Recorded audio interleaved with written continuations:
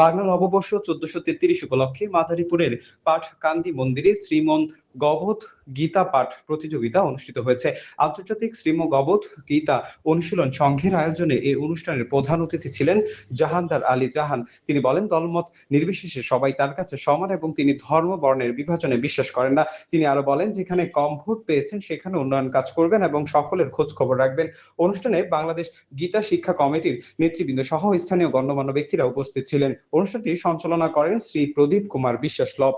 আমি সেই জায়গায় যেন কষ্ট না পাই, আমার ওয়াইফ অর্থাৎ আমার স্ত্রী গিয়েছিলেন কদম বাড়িতে, সে জায়গায় সে কতগুলো ওয়াদাও করেছেন ফুল দেওয়ার জন্য, মন্দির করার জন্য। আমি ইতিমধ্যে সেই মন্দির এবং ফুলের নাম নিয়ে এসে আগামী বছরের মধ্যে ইনশাআল্লাহ সেই কাজ শেষ করব। ইতিমধ্যে আপনারা জানেন যে সরকার 1 মাসের মধ্যে ফ্যামিলি কার্ড, সেই কার্ডটা কিন্তু শুধুমাত্র বিএনপির লোকরাই পাবে না।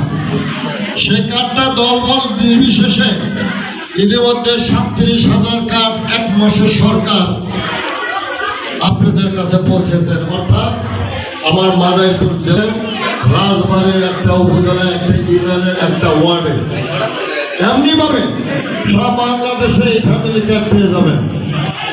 আমরা আজকে পূজারও যারা আছেন, ঠাকুর যারা রয়েছেন, তাদের কিন্তু বিগত দিনে কোনো সরকার সম্মানী ভাতা দেন নাই, দিছে কিনা? কোন সম্মানী ভাতা দিত দেন নাই।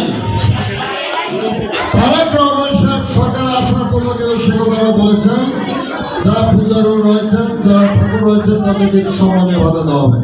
ঠিক তেমনি ভাবে মুসলমানদেরও আজকে মসজিদে যারা ইমাম রয়েছেন, মুয়াজ্জিন রয়েছেন, তাদেরও কিন্তু সমান ভাতা দেওয়া হবে। পার্থক্য কিন্তু করেন নাই, সমান অধিকার রেখে উনি চলছেন। দৈনিক আজকের বাংলা .net